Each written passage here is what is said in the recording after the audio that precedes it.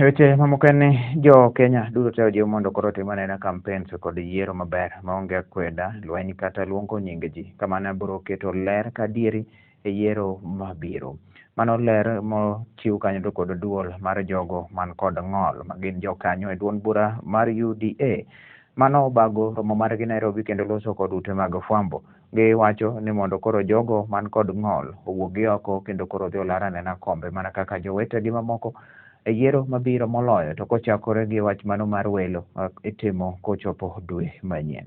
Kotele kanyo kod seneta Mogwel Isaac Mwaura kaachiel kod jaod bura Mogwel David Ole Sankok onyiso geno ni koro duond bura mar UDA emomiyo gintiere nikech gisesomo kata bende gisewinjo mabecho kowuok kuom UDA ma bende dhi ng'iyo ni to jogo man kod ng'ol ang'o ma bende koro ketnegi sirikal ma ponono ibiro losi kanyo to kod jalup jatend piny owacho William Ruto. Gisedho moluwo Ruto bende kaka jalar komonogono ka giwacho ni gibiro dhi kode nyaka giko nikech UDA giyie godo ni ema nyalo biro dhi chopo dwachgi. Gisayo ahinya sirikal mano mokadho ma nyaka gisani koro dhi ka chope giko mare ni osebedo koro kojwang'ogi kendo koro kowalo ji kaka dwarore koluwore kanyo to kod chike. The most progressive, God-fearing, astute, energetic, eloquent, visionary leader of this republic to be the 5th president is none other than William Samoei Arap Ruto. And we are not going to relent. Those who are our competitors, we have supported them before, haven't we? But now when you look at them, they have reneged on their solemn duty to be the defenders of the rights of the people. They have decided to join the oppressors of the people. They have decided to define themselves as to be assuaged by the benefits of deep states and dynasties and the forces of oppression and domination.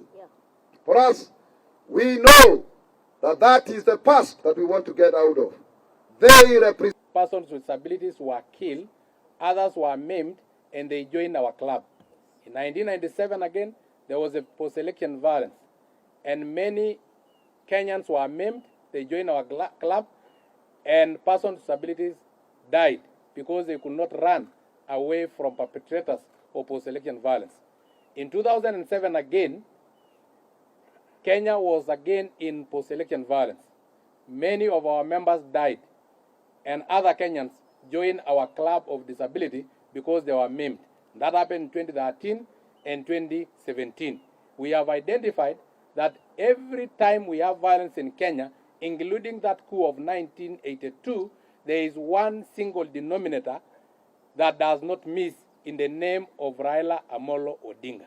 That is why, as persons with disabilities, we have said we will not vote for Raila Odinga, we will not be in Azimio la Utapeli, because in case of any violence, just as witnessed 1982, 1997, when Raila Odinga read the rejection speech of the outcome of election, in 2007, when he used the bridge of dead bodies to get a position of prime minister, and in 2013, when again he rejected the outcome of the election, in 2017, when alituzungusha kama Marinda akaenda kujiapisha akakuwa rais Bonoko, we had violence, and those who suffered most